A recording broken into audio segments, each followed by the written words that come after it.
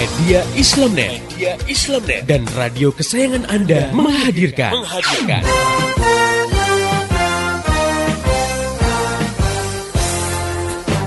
Voice of Islam. Bagaimana tidak nyaman misalnya ya kalau diterapkan hukum cambuk bagi peminum khamar sementara negara tidak menerapkan mekanisme yang melarang khamar masuk ke suatu wilayah dan diperjualbelikan. Artinya masih ada orang yang berjualan khamar dan akhirnya ada juga yang beli, akhirnya ada juga yang minum. Padahal kalau minum dicambuk. Nah, ini kan juga semacam dilema juga ya. Atau misalnya diterapkan hukum cambuk bagi yang melakukan pergaulan bebas. Nah, sementara negara sendiri tidak menghambat arus masuk pornografi dan porno aksi di suatu negeri. Bahwa menangis itu yang dianjurkan itu menangis karena ingat dosa, takut pada Allah. Nabi SAW itu pernah bersabda dalam satu hadisnya, la yalijun nara rajulun baka min khasyatillah hatta ya'udal labanu fil darra'i. Nabi bilang tidak akan disentuh oleh api neraka seseorang yang menangis karena takut kepada Allah. Nah, tadi kalau misalnya cinta itu tidak didasarkan pada pemahaman Islam, emosional sifatnya, ya kan? Iya. Lagi disayang-sayang sama suami, dikasih hadiah banyak, beliin pakaian baru, dibelanjain banyak, sayang. Nah, begitu suami di PHK, nganggur 1 tahun nggak dapat kerja, ini udah mulai mengikis.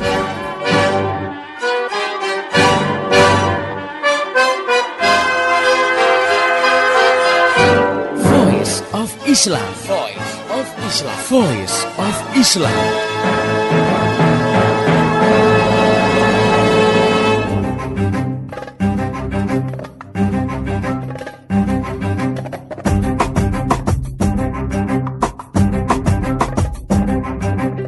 Halo Indonesia.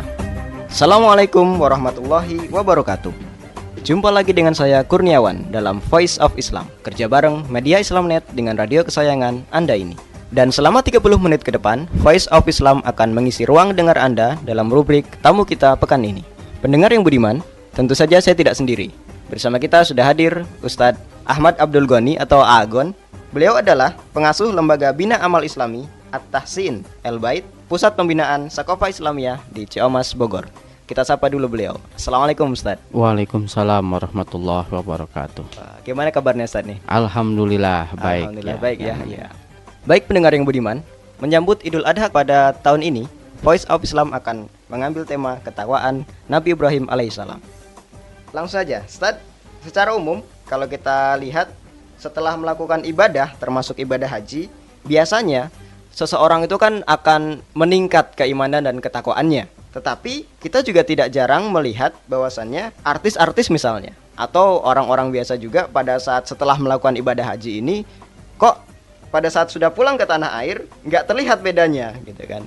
Jadi sama-sama saja setelah pulang haji maupun sebelum berangkat haji. Misalnya mereka masih membuka aurat atau kemudian mereka masih berkecimpung di dunia riba misalnya. Mereka menutup aurat pada saat ibadah haji itu saja berlangsung. Kenapa kira-kira hal ini bisa terjadi? Ya baik. Bismillah, alhamdulillah, Allahumma sholli ala sayyidina Muhammad ibni Abdillah wa ala alihi wa sahbihi wa mawalah wa la haula wa la quwata illa billah amma ba'd.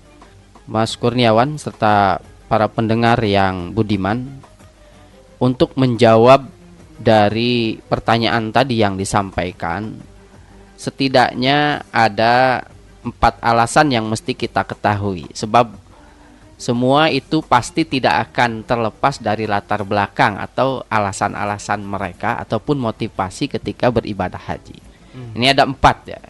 Yang pertama, pemahaman, karena alasan pemahaman dan pengamalan Islam yang baik. Itu yang pertama. Yang kedua, adanya saat itu kemampuan yang berbarengan. Jadi sebenarnya tidak didukung oleh pemahaman yang baik, hanya beban kewajiban itu sudah ada pada dirinya. Oh, begitu. Kemudian yang ketiga, ini mau tidak mau harus kita akui banyak yang ikut tren. Oh, ya, karena haji juga tren ya. Jangan lupa ini ibadah haji kan ibadah yang bergengsi. Oh, dimana gitu. Setiap orang akan punya prestise tersendiri. Dan tentu yang paling kurang baik adalah yang terakhir, ya tadi itu menjaga harga diri atau prestise ya. Nah, jadi Kalau yang ketiga tadi kan ikut tren. Orang melihat ya banyak beribadah haji maka dia pun ikut-ikutan saja ya. Tapi kalau yang keempat ini dia hanya menjaga diri, kalau tidak ibadah haji merasa malu gitu ya. Nah, jadi setidaknya ada 4 ini yang bisa menjawab. Mari kita urai satu persatu ya. Nah, yang pertama mengenai pemahaman dan pengamalan Islam yang baik. Artinya begini. Seseorang belajar Islam dengan utuh ya. Dia sejak dari kecil dia masalah individu, masalah keluarga, masyarakat, bahkan yang berhubungan dengan negara gitu.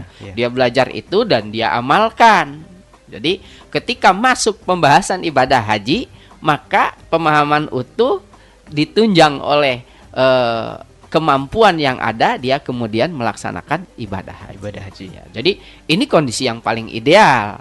Ya, kalau mungkin saya perlu ingatkan kan di dalam surah Ali Imran ayat 97 itu dalilnya bahwa Allah SWT berfirman, A'udzubillahi minasyaitonirrajim, walillahi 'alan nasi hijjul baiti man istata'a ilaihi sabila.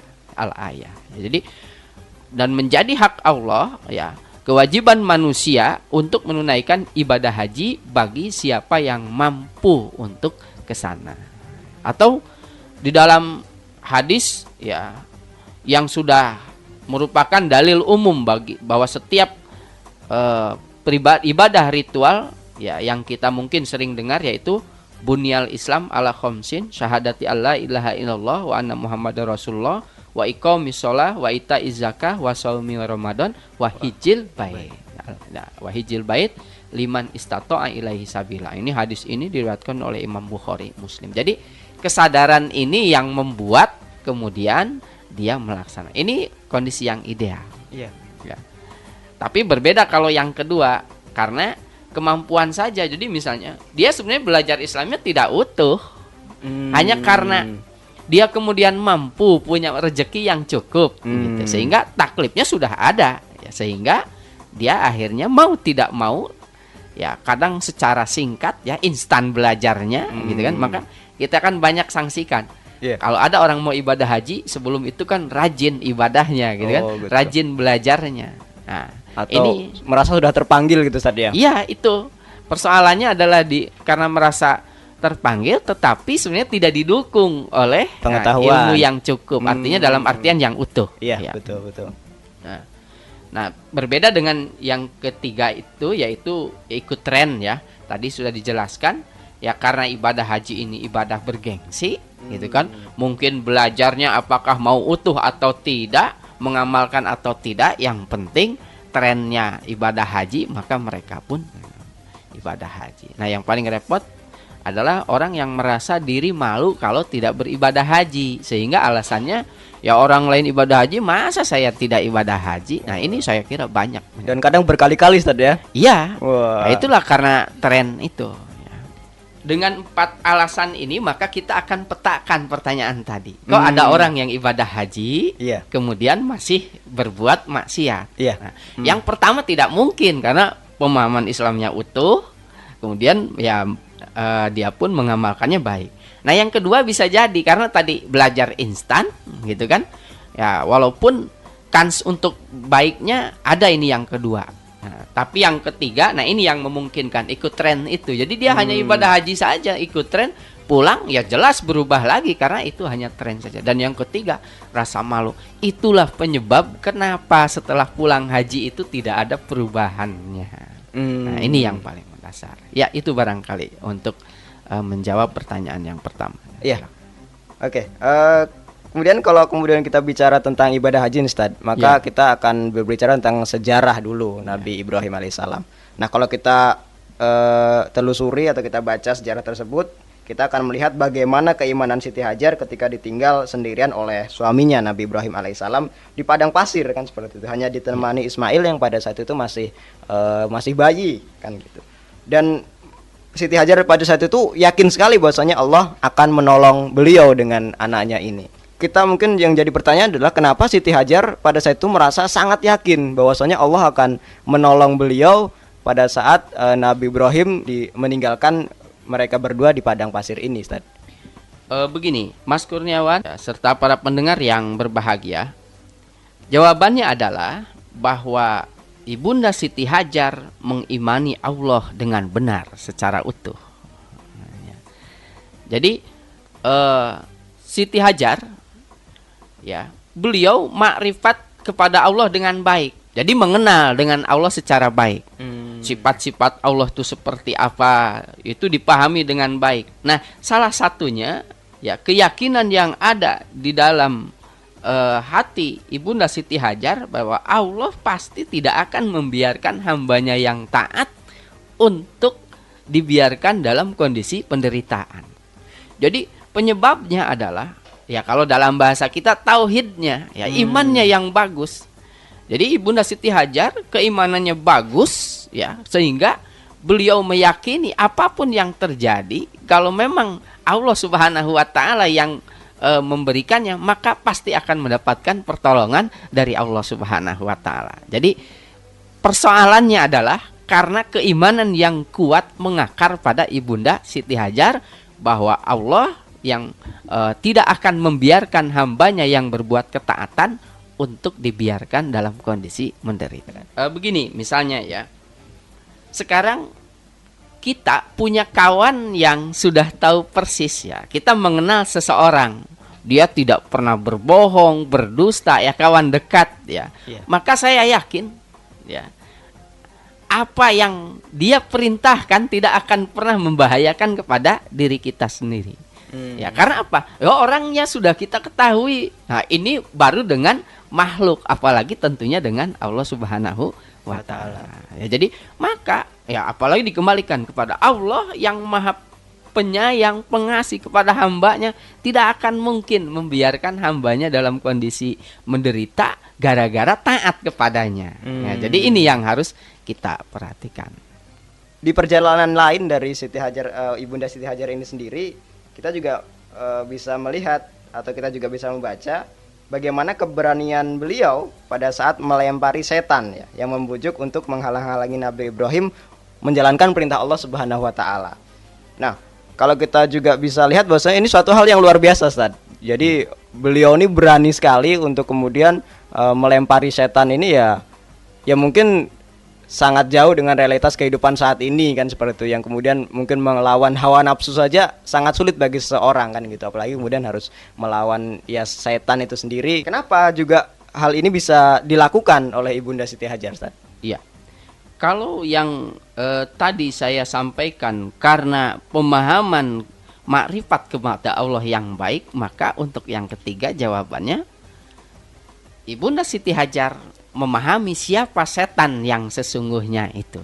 Jadi beliau, ya, Ibunda tahu setan itu seperti apa, ya.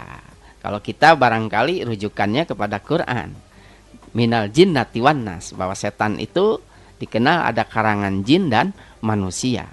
Kemudian Ibunda Siti Hajar pun mengenal bahwa sifat setan yang selalu menyuruh kemungkaran dan selalu melarang kebaikan. Jadi kebalikan daripada apa yang diperintahkan oleh Allah Subhanahu wa taala. Maka dalam realitasnya ketika terjadi setan melarang Ibunda Siti Hajar untuk melakukan perintah Allah, maka Ibunda tahu bahwa ini adalah kebalikan yang harus dilakukan dari perintah setan itu sendiri. Karena ya beliau memahami benar bahwa apa yang diperintahkan setan kalau diikuti malah justru menyengsarakan, menyulitkan, atau akhirnya akan menyebabkan ke dalam neraka. Malah ketika tidak mentaatinya itu akan memberikan kebahagiaan, bahkan akhirnya akan memasukkan ke dalam surga. Jadi persoalannya adalah karena Ibunda pun tahu bagaimana sebenarnya setan itu, ya, sehingga beliau apapun yang bujuk rayu yang disampaikan oleh setan tidak akan pernah diikuti, karena hakikatnya itu adalah suara-suara yang mengajak kepada kejelekan. Ya, kalau saya ambil contoh, kita punya kawan yang sudah pendusta, pembual, pembohong, kalau nyuruh nggak bener. Saya yakin ya ketika kita berbuat ketaatan, kalau dia larang-larang, loh siapa yang melarangnya orang kayak gini? Tapi kan kalau yang melarangnya ustadz, yang melarangnya orang ulama, saya yakin kita akan jadi pertimbangkan. Maka inilah persoalan. Jadi Ibunda Siti Hajar itu memahami persis siapa setan itu dan apa yang harus dilakukan terhadap setan, sehingga beliau ya alhamdulillah bisa meninggalkannya. Hanya barangkali saya ingin nambahkan, setan itu menggodanya nggak pernah maksa-maksa loh. Ya kan, setan hanya, maaf, kalau orang pacaran itu kan setan kan hanya ayo nyuruhnya, ayo pegang gitu kan, ayo berbuatlah. Cuman begitu, nggak pernah ada setan misalnya maksa tangan lelaki untuk memegang tangan perempuan, itu tidak ada ya. Ini ya barangkali itu untuk pertanyaan yang ketiga. Nah, pendengar yang budiman, masih banyak sekali hal-hal yang menarik akan kita bahas pada kesempatan kali ini.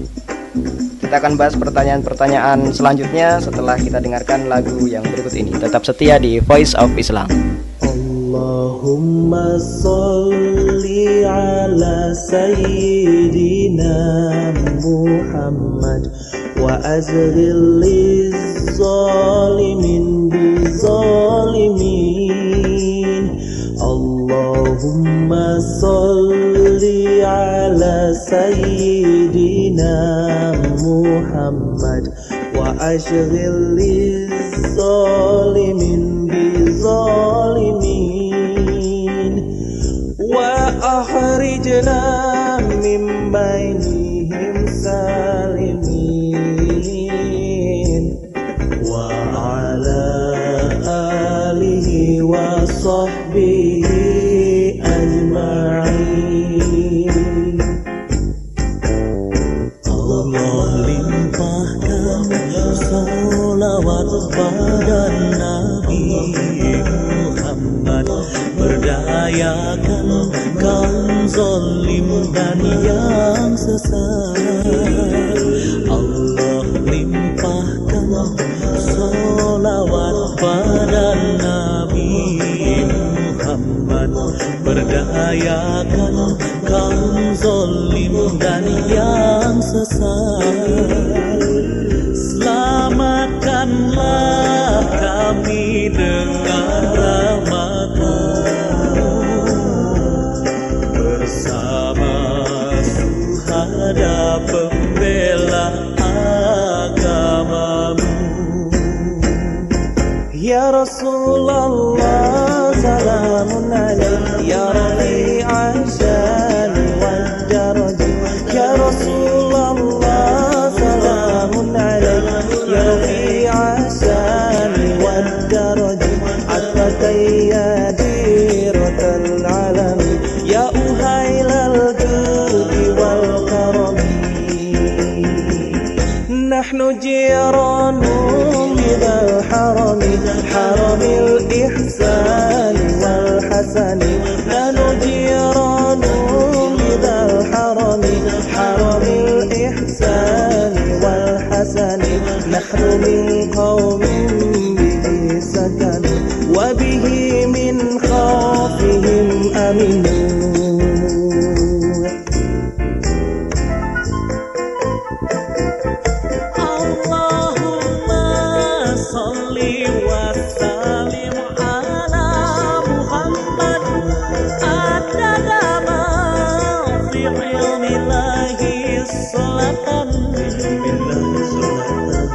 Salim salaman salawatu alaika daimatan bidawami mulkilahi. Allahumma sholli wa sallim ala Muhammad adada ma fi ilmillahi salatan. Salim salaman salawatu alaika daimatan bidawami mulkilahi.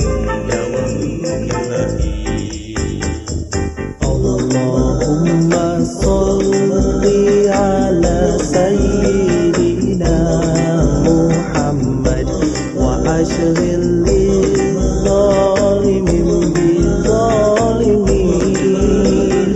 Allahumma sholli ala sayyidina Muhammad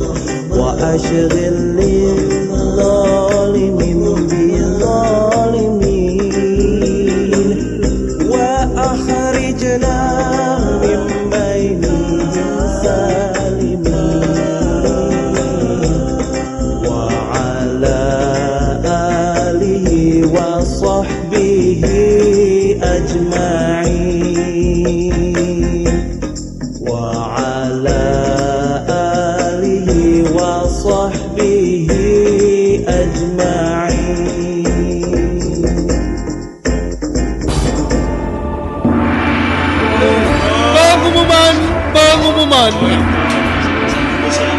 Berikut ini akan saya bacakan pendengar Voice of Islam yang terpilih mendapatkan bingkisan dari Voice of Islam. Dengarkan.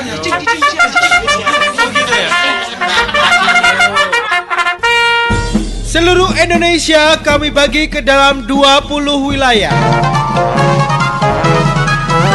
Untuk wilayah Jawa Tengah bagian barat, yang terpilih adalah Zaki Mustafa dengan alamat di Jalan Tekumar RT 03 RW 06 nomor 20 Debong Tengah, Tegal. Ucaplah alhamdulillah, syukur kita kepada Allah. Selamat kepada pendengar terpilih. Bingkisan untuk Anda silakan diambil di radio di mana Anda biasanya mendengarkan Voice of Islam. Voice of Islam. Untuk wilayah yang lain, besok.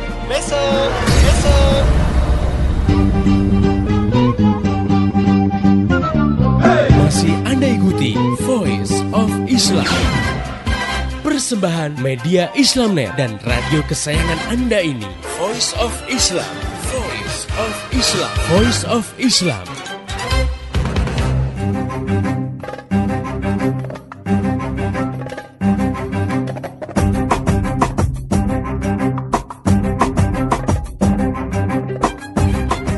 Masih di Voice of Islam, kerja bareng Media Islamnet dengan radio kesayangan Anda ini. Pendengar yang budiman, Anda masih bersama saya Kurniawan dan Ustadz Agon dalam rubrik Tamu Kita Pekan ini. Dan kali ini kita sedang membahas topik ketakwaan Nabi Ibrahim alaihissalam. Baik, langsung aja kita lanjutkan bincang-bincang kita dengan Ustadz Agon. Sekarang kita bicara tentang Nabi Ibrahim alaihissalam, Ustadz. Ya. Kalau perhitungan kita sebagai manusia biasa, misalnya ada perintah kan, Allah memerintahkan Nabi Ibrahim untuk menyembelih putra beliau kan, seperti Nabi Ismail alaihissalam. Nah itu kan kalau dalam pandangan kita sebagai manusia biasa, maka hal tersebut akan terlihat sangat sadis gitu kan. Masa seorang ayah kemudian harus menyembelih putranya. Namun Nabi Ibrahim menjalankan perintah itu. Ya. Dan kemudian ya walaupun pada detik-detik terakhir kemudian Allah menggantikan Nabi Ismail itu dengan biri-biri. Kenapa Nabi Ibrahim alaihissalam begitu patuh terhadap perintah Allah Subhanahu wa taala, padahal perintah itu sendiri sangat mungkin secara manusiawi sangat berat untuk dilakukan, Ustaz? Ya. Mas Kurniawan serta para pendengar yang budiman, mengenai hal ini sebenarnya ada kesamaan dengan pertanyaan yang kedua mengenai kenapa Ibunda Siti Hajar itu sampai seyakin itu mau melakukannya. Apalagi nih, jangan lupa posisi Ibunda Siti Hajar dengan Nabi Ibrahim alaihissalam jelas kedudukannya lebih mulia Nabi Ibrahim alaihissalam. Betul. Karena beliau seorang Nabi dan Rasul. Maka dalam hal ini pasti Nabi Ibrahim akan lebih hebat lagi keyakinannya kepada Allah Subhanahu wa taala. Jadi karena keimanan Nabi Ibrahim alaihissalam kepada Allah Subhanahu wa taala, pada dasarnya apapun yang diperintahkan oleh Allah pasti akan dilakukan, dan beliau pun meyakini bahwa yang diperintahkan oleh Allah itu pasti tidak akan mencelakakan dirinya atau menjolimi hambanya. Maka dengan keyakinan itulah beliau melakukannya. Dan jangan lupa, pembunuhan terhadap anak itu kan sebuah ujian yang paling besar. Sudah membunuh dan ini anak sendiri. Kalau musuh barangkali tidak jadi masalah. Betul. Nah, konteks ujian ini jangan lupa, yang menguji itu siapa? Allah, bukan manusia. Sementara Allah terlepas dari rasa iba atau kata istilah sadis itu. Allah melihat bahwa bagaimana menguji hambanya. Nah, tetapi kembali, Allah itu Maha Rahman dan Rahim. Tidak akan mungkin memberikan ujian yang malah memberikan pelajaran kepada manusia itu sesuatu yang kejelekan. Buktinya ketika mau dilakukan oleh Nabi Ibrahim alaihissalam, Allah menggantinya dengan biri-biri tersebut. Maka intinya sebenarnya bukan penyembelihan anak itu sendiri, tetapi bagaimana ujian itu diberikan oleh Allah kepada Nabi Ibrahim alaihissalam. Nah, saya ingin ingatkan, ya, di dalam surah Al-Mumtahanah ayat 4 Allah sudah tegaskan, A'udzubillahi minasyaitonirrajim, qad kanat lakum uswatun hasanah fi Ibrahim walladzina ma'ah al-ayah. Ya.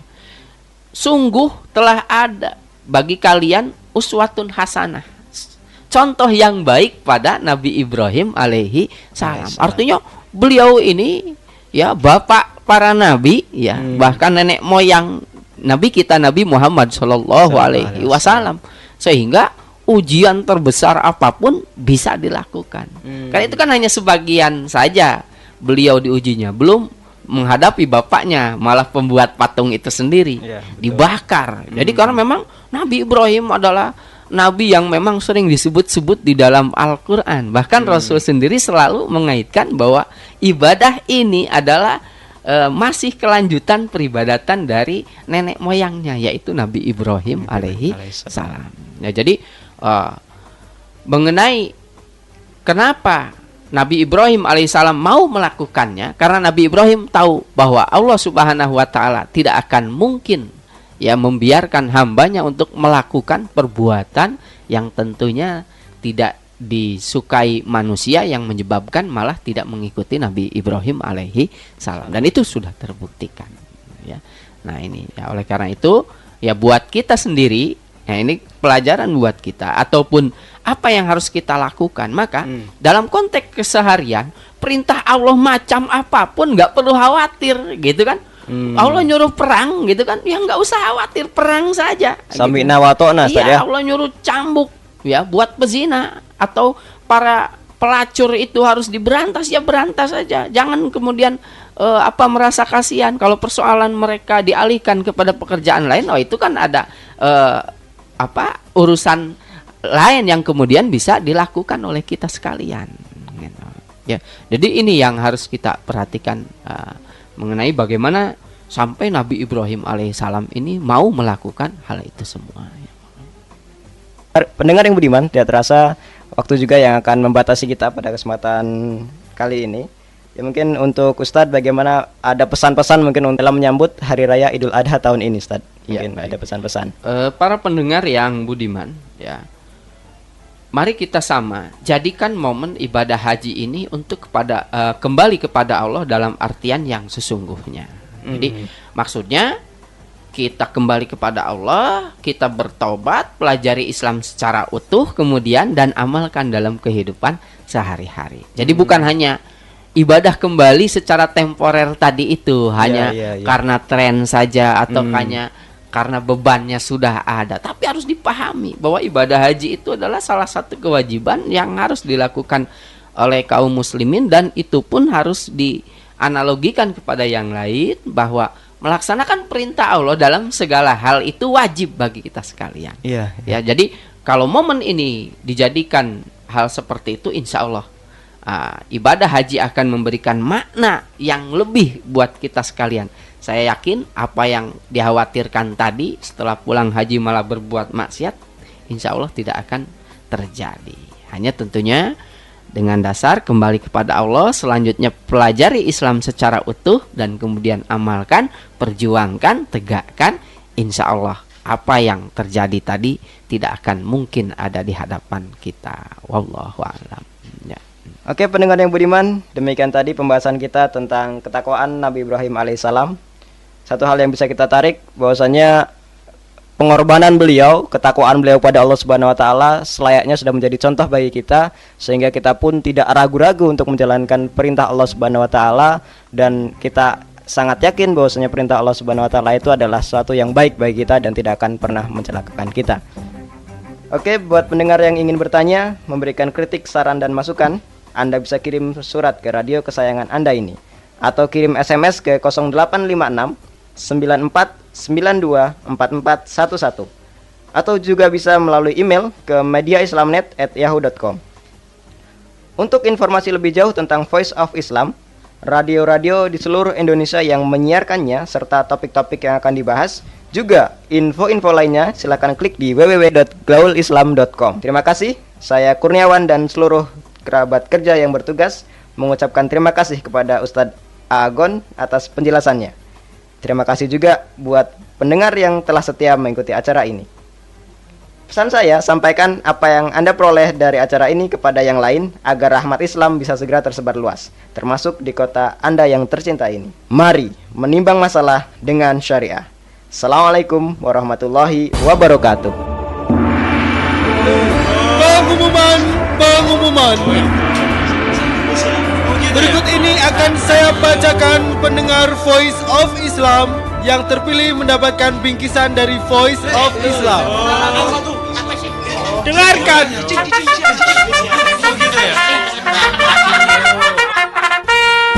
Seluruh Indonesia kami bagi ke dalam 20 wilayah.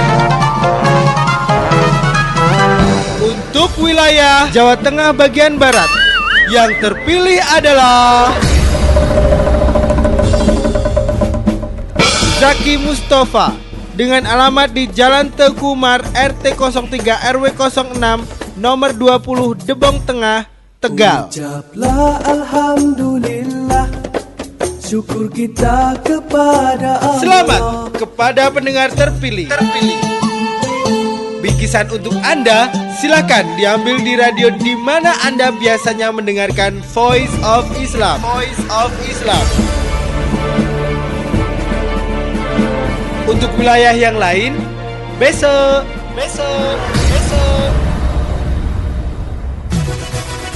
Demikian tadi Voice of Islam.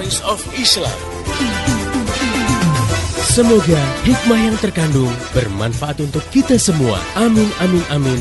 Ya Robbal Alamin. Kembali bisa Anda dengarkan Voice of Islam. Menghadirkan topik-topik seputar kehidupan kita esok hari di waktu dan gelombang yang sama.